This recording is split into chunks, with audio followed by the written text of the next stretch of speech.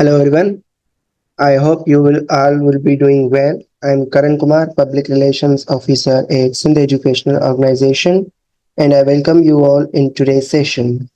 As you know, Sindh Educational Organization organizes different online sessions on topics like career counseling, motivation, current affairs, personal development, and much more. And today I'm delighted to introduce to our guest speaker, Mr. Robert Degas from Poland. Mr. Robert is an assistant professor at SGH Warsaw School of Economics, and his expertise lies in economics, business, and technology. His management, consulting, and research is focused on economic development and its role in improving quality of life. Mr. Robert has also collaborated with estimated institutions like European Commission and Clark University and specializes in general management with telecom IT sector. Today he will be sharing insightful views and his perspective on global economy and the current challenges faced by it. So without wasting further more time, let's directly dive into today's session. It's over to you, Mr. Robert. Thank you very much for introducing me. I very warmly welcome everyone here. I think it's quite late at your place because it is still difference, I think, 3 hours between Poland and Pakistan.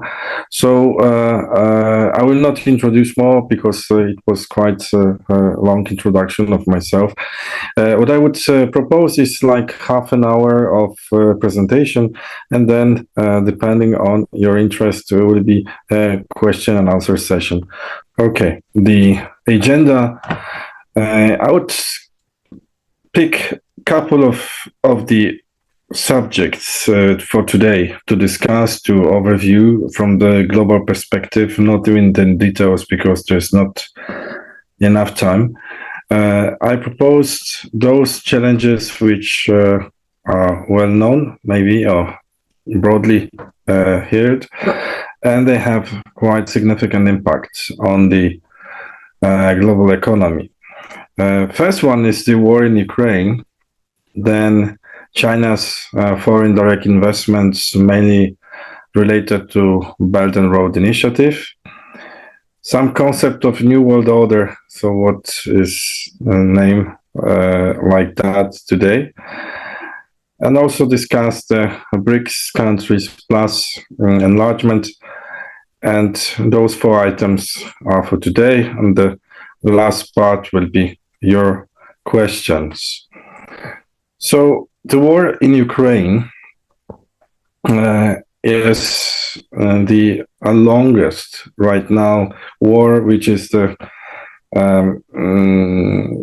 currently running after the Second World War, because it was started in 2014, so it soon will have more than 11 years. So actually, of course, we understand that there was a second aggression in 2022, but actually it was started in 2014. It is not only the one of the war which is currently we have. If you look upon the tracker of the Council of Foreign Relations, you can see the map with the spots, the yellow spots. Those spots indicate the actual conflicts of wars which are currently we have. As of now, we can say that in this time we can count up to the 27 wars or conflicts which are significant. But one of the biggest one, which has a huge impact, is the war in Ukraine. We could also add this one in Middle East between Israel and Gaza. So and actually probably this one is more of your concern.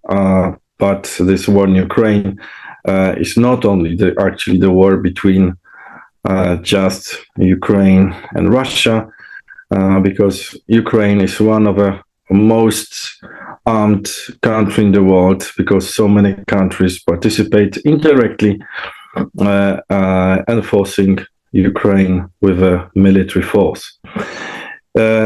We know that Ukraine has 41 million citizens, 9 million already left, across the border with Poland at the beginning. And we can say that the how long it will last, we don't know. But we know for sure that the impact on the of this war on the global economy is huge, and it's even can be just justified by the projections and also actual GDP growth globally.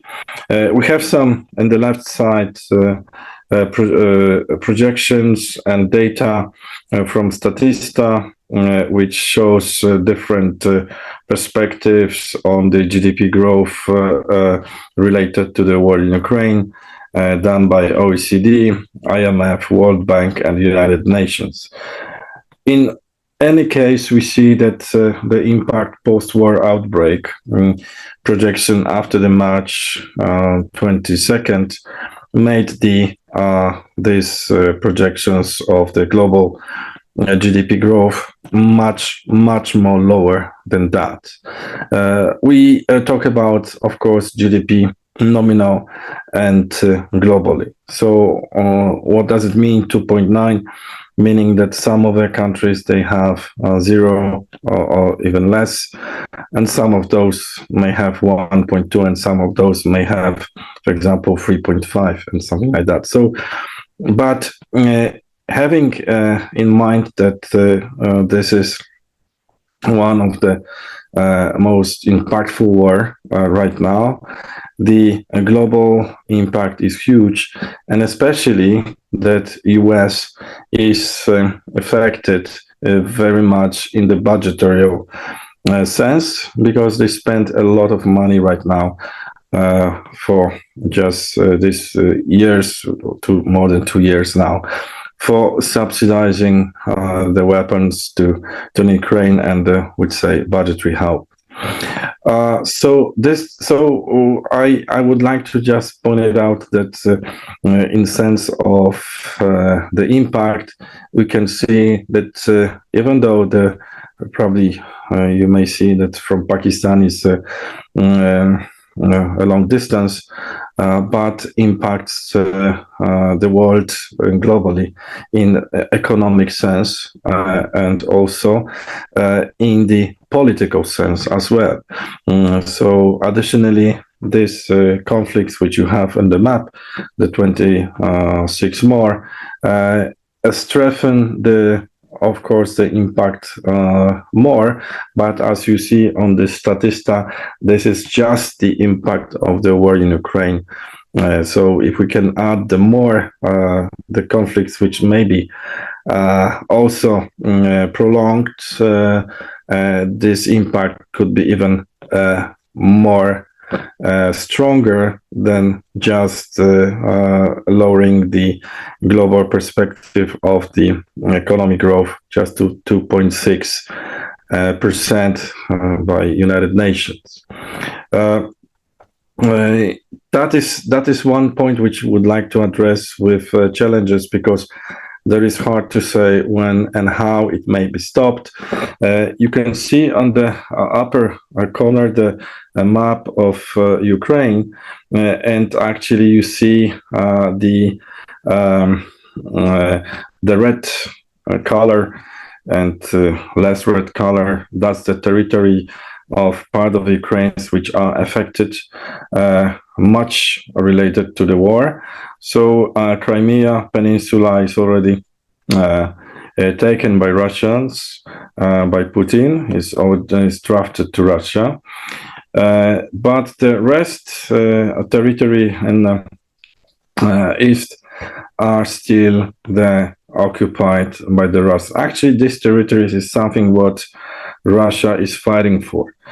Some speculation saying that Putin wants the entire Ukraine, but we will not talk about the speculation. But the facts are that they don't want, the Russians wants just several of the districts which are eastern part of Ukraine. Of course, we can dispute if the war will finish, if Ukraine will give up and gave this part of the Ukraine. As you see, it's not maybe 1/5 of Ukraine, and the war will be over. But there's a lot of discussions regarding the land, the sovereignty, and so on and so on. So this is still ongoing, and it seems like that will be even longer conflict, which impacted still the global economy, especially EU, which is devoting also the budget of EU towards the Ukraine.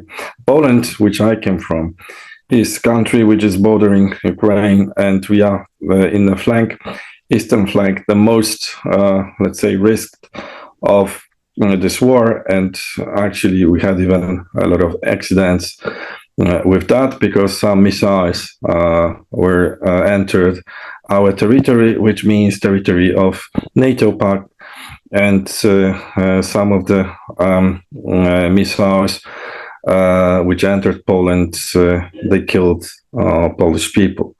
So this is actually a lot of tensions right now regarding the continuity of the war and how it impacts the entire EU economically and so on. And we may say that the impact is huge, especially in Europe, and we still have our problems related to how to help the Ukrainians, which are refugees and escape from the war. That's what I can say about this first topic. A second one is China FDI related to a Belt and Road Initiative. Why this is a challenge? It's a challenge because Chinese mindset is to be a center of the world and rule the world. So as of now, we can see that once they started their initiative in 2013, how to, let's say, make the belt by sea and the land to overtake the entire world by building the infrastructure and investments. As of now, they have more than 150 countries already MOU, so signed a memorandum of understanding. It is one of the biggest investment in the world, even in history. There's a couple of trillions right now of US dollars investment. The vast is very, very huge, and as you see on the map, the numbers of countries are really growing. Of course, countries which have there is let's say other strategy regarding the investments, global investments, like India, for example, or US and so on, or they are in opposite block. They didn't sign such MOU. I know that Pakistan has entered that initiatives.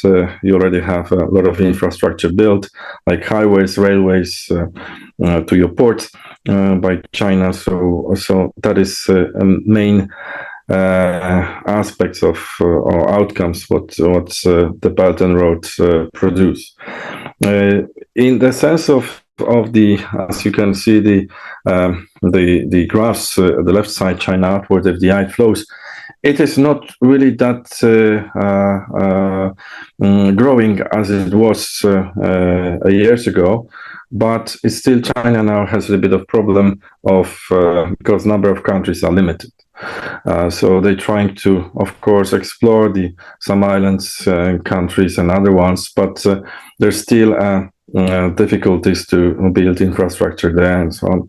So in that case, they treat also this, not really the secret, the investments as also the from the military perspective. So that's why the countries like Sri Lanka, like Djibouti and the others, they are in the special focus of China. So why it can be treated as a challenge? Challenge because the one country dominate the entire world. So this is the challenge, not only economically but also in military sense. So this is something what each of the country trying to face the problem of how to be more independent in the sense of economically from China, trying even to move the production to the other countries. But as after the checking how from the economic perspective, the movement of the production works, when it's more expensive, majority of producers are still coming back to China, or they are let's say more conscious of the fact that even though they will start to import the goods from the other countries, these other countries are also importing the goods from China. So sooner or later, they end up with Chinese either sources or the products. So that's why it is another big challenge for the world today, as more countries are involved. And the black side of it is that nowadays, when I talk about the African countries, when they are, of course, the overdebt countries, and this what is going on with this investment is not for free. So there is, of course, the agreements, loans agreements, which these countries should pay back to China. But if they not be able to, so China may have a right to take or be owner of the infrastructure. It'd be a high infrastructure, meaning not only the highways or the roads, but also the mining companies, natural resources, the lands, and so on. So from that perspective, it's a challenge for those countries. They have either they are high corrupted or they have no capability of paying debt to China or on a time. So that is something which may be challenging to them to keep their sovereignty as well in the economic aspects. The third challenge is building a new world order. The word new world order, I mean, the phrase is quite popular. It can have a lot of meaning. There are also some conspiracies, theories, but we're not dealing with that.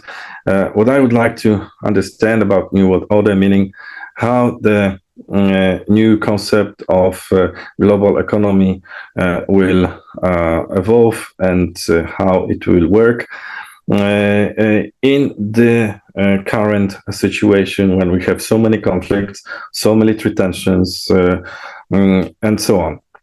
What once with Putin, Mr. Putin has said that new era. He called New World Order as a new era. This is also one of the phrases which can be used.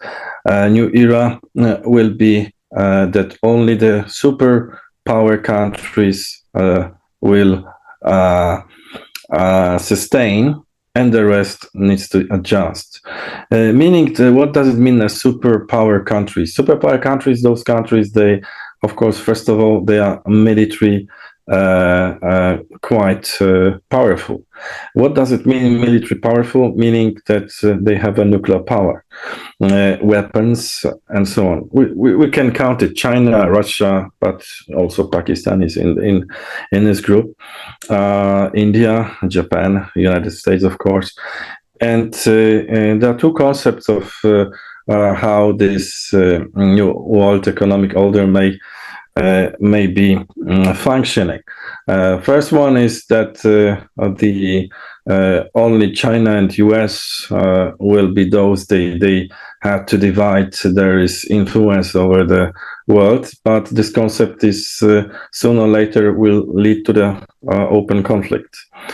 And other, which we call bipolar scenario. The other concept, multipolar scenario, meaning that more than two countries, so superpower countries, will try to manage the global economy and in military sense.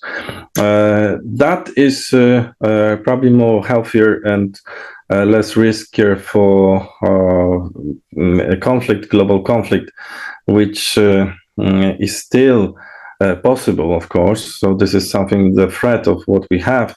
I couldn't call it a challenge because no one knows exactly if the open third world war, what we called, will start and how it started. Some people have a theory that is already started on the IT side, cyber security side, and economically side, politically side, and so on.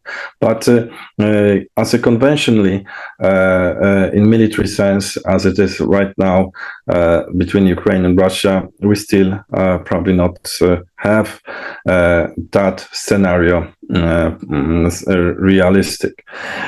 What I also understand through the New World Order, there's also some new requirements concerning the functioning of the business and functioning the economy.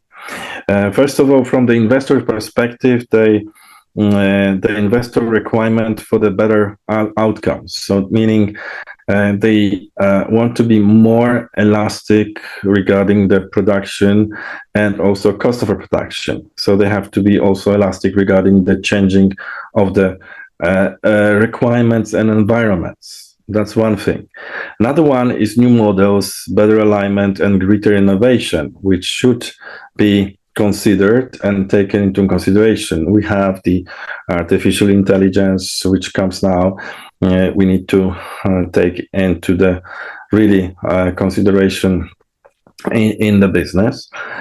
New models of cooperations, multilateral agreements, and also standards, which we have right now coming regarding the environment, climate change, and so on. Something which we call it ESG, ESG, environmental, social, and governance, which is related very much to sustainability and sustainable development goals of Agenda 2030 of United Nations. And also focus on efficiency and effectiveness to build sustainable, profitable business. This is something what more and more business needs to report regarding the non-financial performance, meaning how it impacts the environment, social and governance aspects. So this is something what is totally new for many of the companies, many of the businesses. That's why they have to reshape their perceiveness of the income and profit, and relates to more to the ratios of, we call it ESG, how it impacting the environment, and what is the ability of each business to restore or not to affect more the ecosystem. So this is definitely the challenge. And the fourth one, which I want to say, it's a BRICS. BRICS, which is the, would say, still not official organization, founded in June, 16th of June 2009 by Brazil, Russia, India, China, and South America. They just simply make an agreement that they will try to intentionally trade as the kind of alternative to the US and the form of the international trade which US is leading. Another point is that the one of a, let's say, not written goal of this agreement was to make the replacement of the US dollar as the transfer currency, international currency, and a replacement should be done to the Chinese yuan.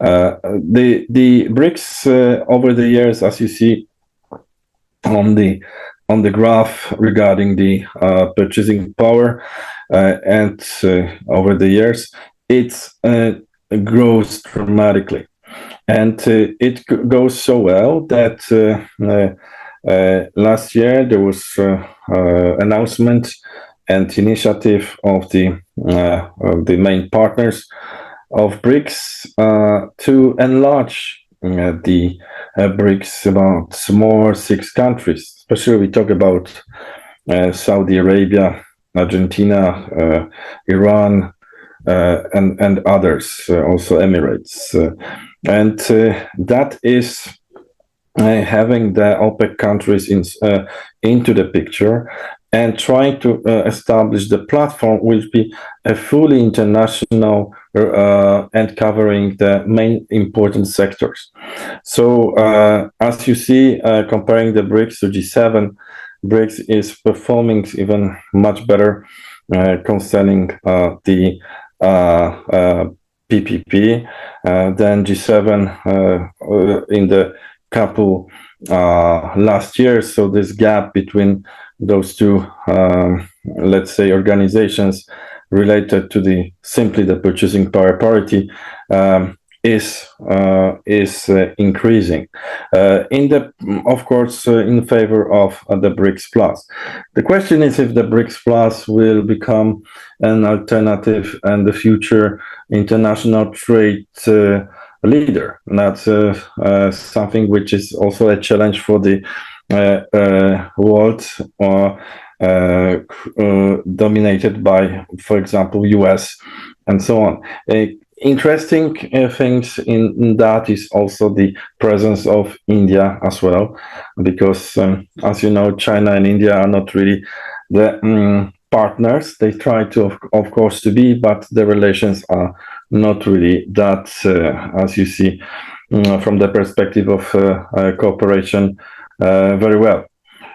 So that's what I addressed. That's why I would like to address these 4 main points for today. Of course, I realize that is I just touched the topics a little bit, not discuss them fully, but I would, if you have any questions, I would be happy to answer. So, guys, if anyone wants to ask question, please raise your hand. I will unmute you. Then you can ask your question. You can also drop your question in the chat box as well. Umama Rajput, I have unmuted you. Please ask your question. So thank you so much, Mr. Robert, sharing your valuable information with us. So my question is that what are the concerns and challenges associated with the China growing economy and political power, particularly in terms of debt traps and geopolitical rivalry? Okay, thank you. That's the threats are obvious. So simply that the China will take over economically thinking drive over the development of the majority of the countries. So if you consider that already more than 150 countries are linked to there is initiative investment, so that will be the obvious threat. So and additionally, that the assets which were built by China will be also grabbed in the sense of the ownership by Chinese government. Sir, I also have a question. Sir, you said one of the purpose of BRICS is to replace the current American dollar. So do you see any alternate which can replace American dollar because it is dominating the market all over the world? No, No, concerning the US dollar and BRICS, yes, because that is one of the alternative, which is right now. And actually, the BRICS, they already have, there is a settlement bank ready and working, operating. So the only question is how quickly the more countries will join the BRICS, and what the magnitude of trade will be. If we consider that the new BRICS enlargement intakes also the OPEC countries, so it is most probable that in coming future the US currency as the main currency for the settlement for the petrol and oil will be replaced. Okay, sir. Thank you. There are some questions in the chat box as well. So if you can look up for those. Okay, let me check.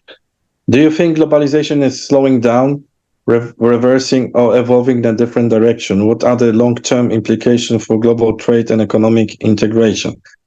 I mean, we definitely we have disintegration and deglobalization right now due to the war conflict and military tensions.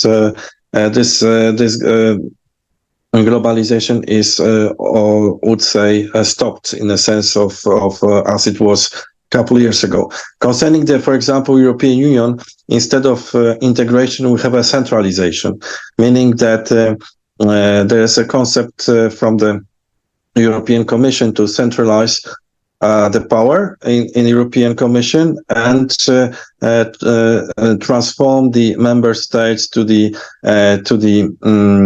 kind of lands, not really the sovereign countries. So this is something what we have discussion right now, the project. So and that is like the Europe. I don't see that there will be any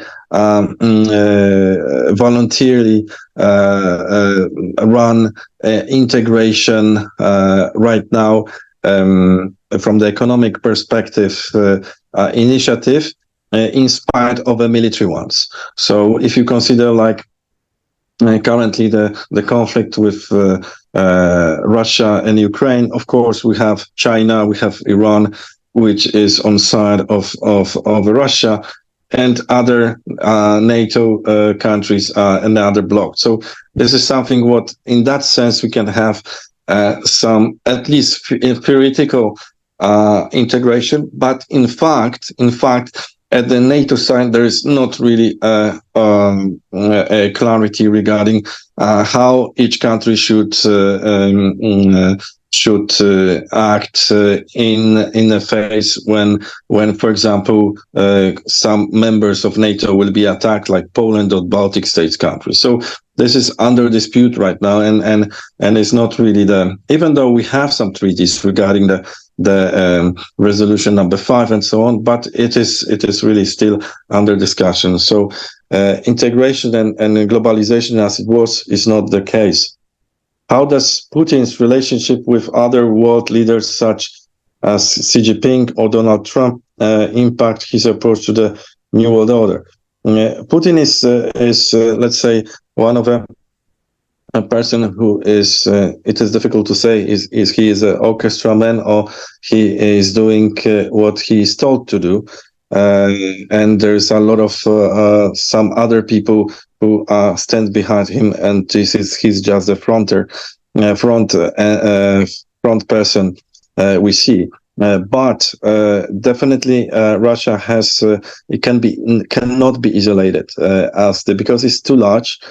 First of all, and too many countries are linked, like we had the case with Germany, when, as you see, what happened in EU economy when the war starts and Nord Stream was stopped, was simply the bomb blew out.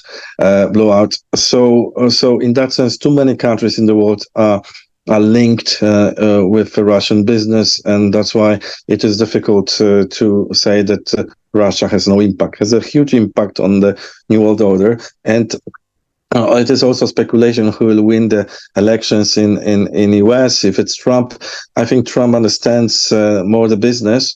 So he tries to be business oriented. So in that sense, he tries to make the good relations in the sense of the fading away the war conflict with Putin. But this is just a speculation and just some of the scenarios. How can countries effectively balance their economic relationship with China while safeguarding their national interests and values? This is the case, for example, Mongolia. Mongolia is a sandwich country which is between Russia and China, and has to find a way to balance. So, how to balance? Simply not allow China for everything. So, if you allow China to, because China will go as much as you allow to. So whatever is possible, they will go. In that sense, if you just allows them to take your country, take your land, build everything, and so on, there's also a question of corruption. So corruption helps actually China in that sense, because corrupted governments are very good for Chinese investment, because it's easy. When you corrupt people, then the decisions are made quicker. From that perspective, you have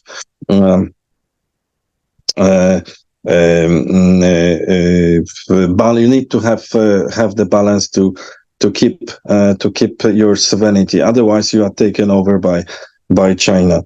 I would say Mongolia is a good case of how to do it, because they have to balance between Russia and China.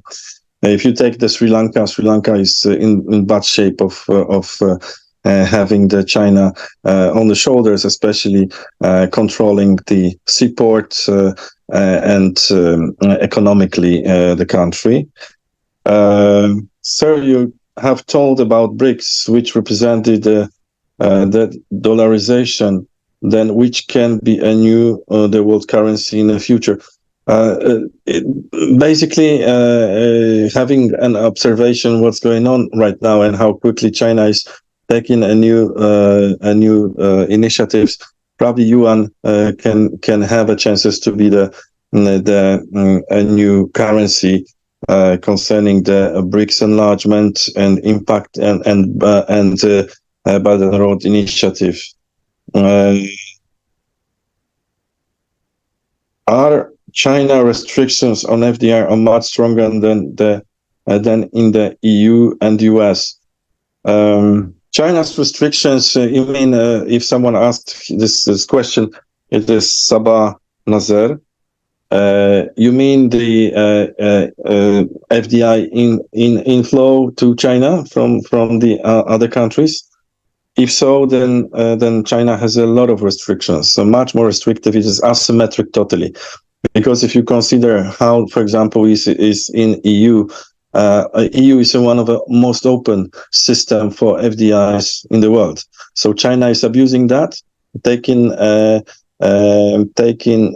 opportunity to buy whatever is possible, to take over the seaports, minings, companies, and so on, controlling even the strategic sectors.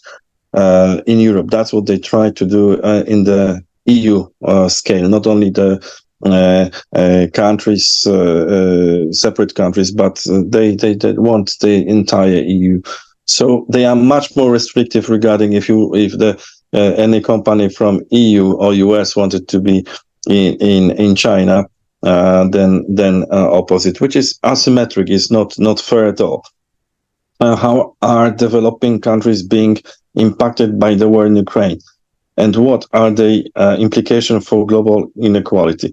Of course, this war will enlarge the inequality in a sense that developing countries are much dependent upon the import of the foods and goods.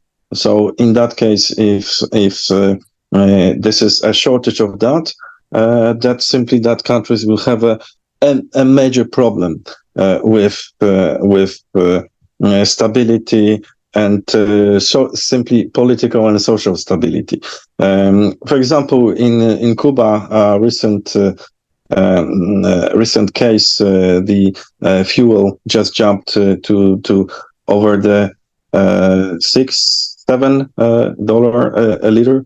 So this is the surge of the prices and so on, shortage of the goods and so on, and inequalities definitely will be enlarging in this country, especially developing ones.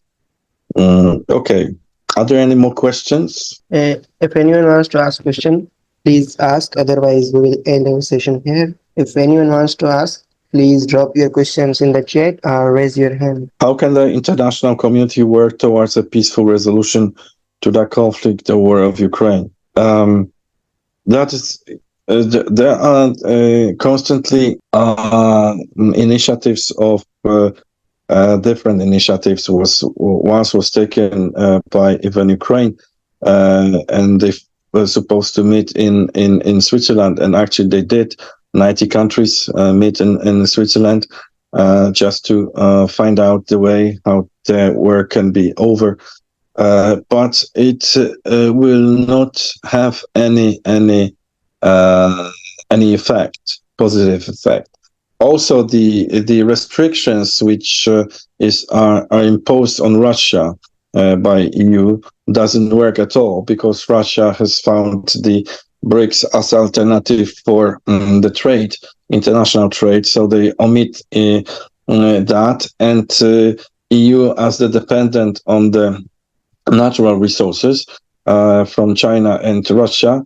If they lose or cut themselves the resources, the EU is going to be weakening in the sense of economy. So in that sense, they have to find the alternative themselves. And what actually the president of European Commission, Ursula von der Leyen, has indicated that Mercosur as the direction for EU for the international trade. But actually, Mercosur is also controlled much by China and so on. It's mainly the South America, so countries. So that is also the problem for EU to go there. So this is something what currently is that none of the so far restrictions didn't manage to convince Russia to stop.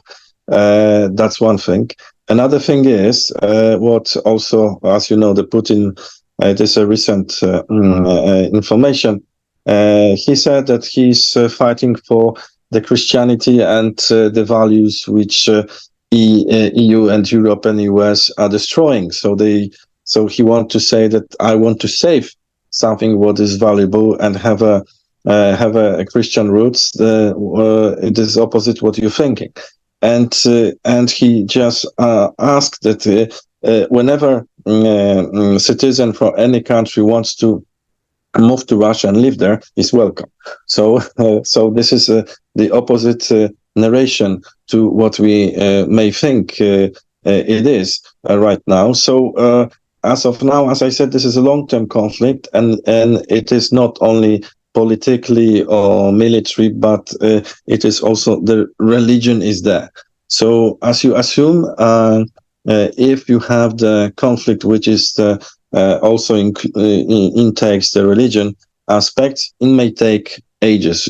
If I don't want to give just obvious example how is there a war between Israel and Gaza and Palestinian, how long it takes. So it takes more than 40 years. So nowadays we may have a similar approach that if we consider so many levels, so many aspects of this war, not only the land, not only the resources, but also the religion, values, politics, and so on, then these aspects may prevail to continue and not stop the Putin from taking over. Maybe the death of Putin will change something, but we are not sure. That's only the speculation. So the diplomatic ways and even assembly of so many countries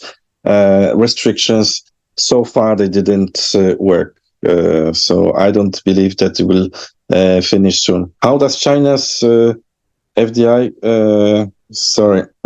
How does China's FDI compare to that of other major economies, and what are the implications for global economic power dynamics? It is a question from Umama Araiput. How does China's FDI compare to that of other major economies? And it cannot be comparable because FDI of China is the biggest one, and all of the countries which try to make the FDI outbound to the other countries is not even part of that. So that is not comparable at all because China is one of a country which has the economy 16 or 18 trillions US dollars worth. So imagine how much they can invest abroad. So they can buy half the world and still they will have the money. So this is totally uncomparable. And what are the implications for global economic power dynamics? Simply, China is becoming more stronger in the sense of if countries agrees to signing a memorandum of understanding for Belt and Road initiatives. If countries will stop that and not allows just expansion of Chinese in that sense, then it will a bit let's say cool off the Chinese Chinese appetite for the global economy and global business. So dynamics right now is a little bit slower because China has joined the how to say Russia's view on how the war should continue, and even we say that may support in the military economic sense Russia, but it's not for free because Russia has still the biggest land in the world, so China needs some expansion in the Far East as well. They want Siberia, they want other lands, part of the lands of Russia, which they can already actually, it's colonized with a Chinese business there. So a lot of Chinese companies already are working and established in the Far East of Russia. So this is something what China is looking on. So power dynamics is definitely growing if it will continue that countries will be so eager to going into this initiative. Any more questions? So one more last question from Samanu Khan. Yes, Samanu Khan, I have unmuted you. Please ask your question. Hello, sir. Hopefully, you will be quite well. And my question is that I just want to know the current trends and outlook for the global economy. Current strengths. Yeah. Actually, yeah. Current strengths. Do you have in mind a specific country or specific organization, block, trading block, or what do you mean the current strength? Because as of now, we have let's say coming up the crisis to the global economy, which actually is not the signs of the strengths. We can simply identify the weak parts than the strong parts of the global economy today. The world is shaking. The world is in the sense of the conflicts. The number of conflicts from the last year increased. So globally. So we have tensions also between India and China. Especially there's a 3,000 kilometers dispute over the border and up north. China wants the part at the north, and that's why these countries are in the conflict as well. So and this conflict increases. The even can say this is not a new one, but it's getting to the top right now. And it's getting more and more importance right now in the sense.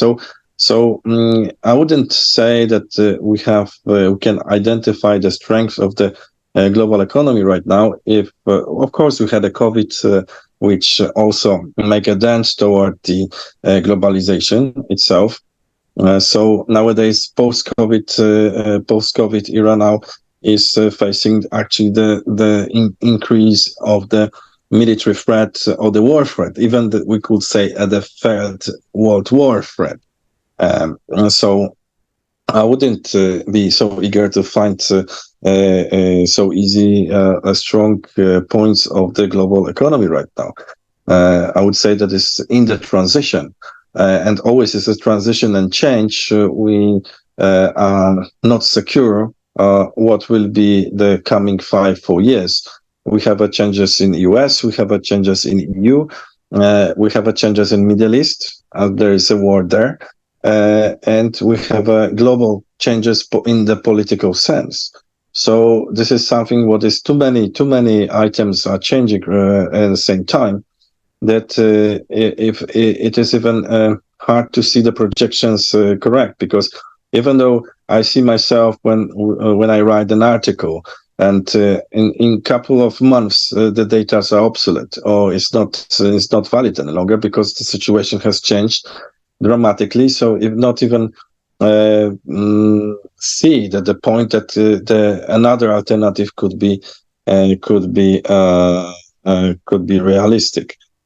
So I would say there's a very big turmoil, and if you see the I don't know, hurricane and is coming over you, and you can think, should I run or should I stay? Think how I can find a strong points in that. So this is something better run. So this is not the case right now to see the strong points. This is the case of seeking what really is the main issues and problems right now which prevails on most of the superpower countries to have an open conflict, and how to stop that.